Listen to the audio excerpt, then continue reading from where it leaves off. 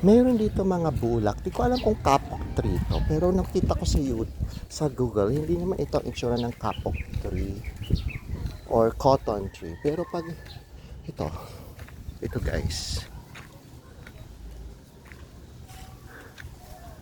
Ano yan? Patola? Ang daming bunga. Patola yan?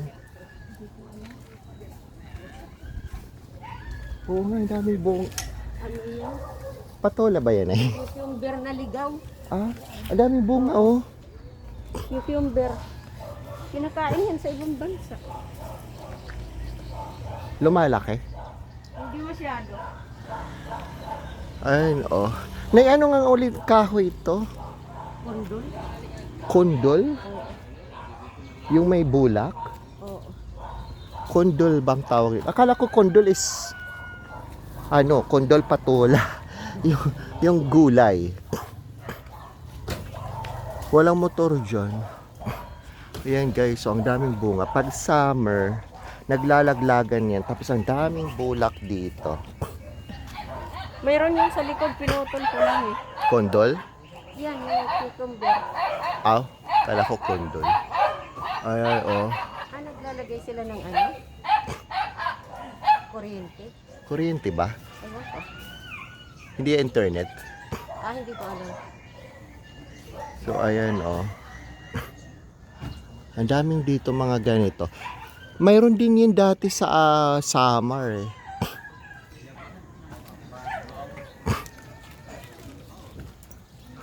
Ayun, may motor na ipapahintuin mo. Marami silang alagang aso dyan. Dapat lang dati. Ayan pa, oh. Mga kondol. Kondol? Di ba kondol is gulay? Oo, kondol. Ayan, oh. Ito, dol-dol. Bakit duldul na naman? D-O-L. D-O. Sabi mo kasi kondol kan. Dol-dol. Duldul pala. Bungol. Ayan, oh. Ayan, oh. Pag nag-summer yan, maraming dito, bulak sa sasakay kami dyan ng motor. Saan tayo? Nodado. Ay.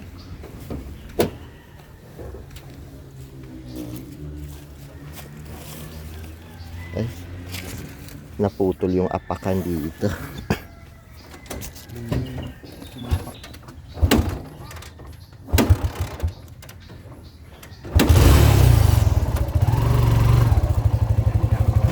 Yun ang mga puno dito, yung mga bulak.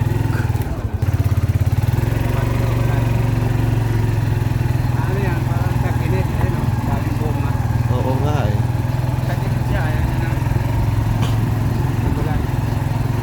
Ito, ang dami rin bunga dyan.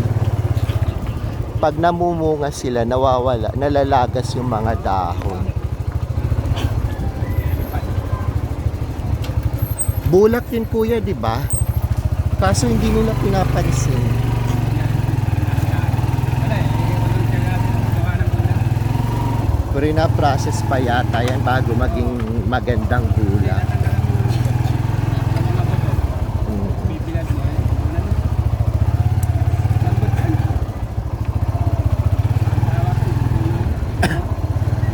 Anong tawag niyan? Anong tawag sa kahoy na yan? Bulak. Sabi ni nanay, duldol.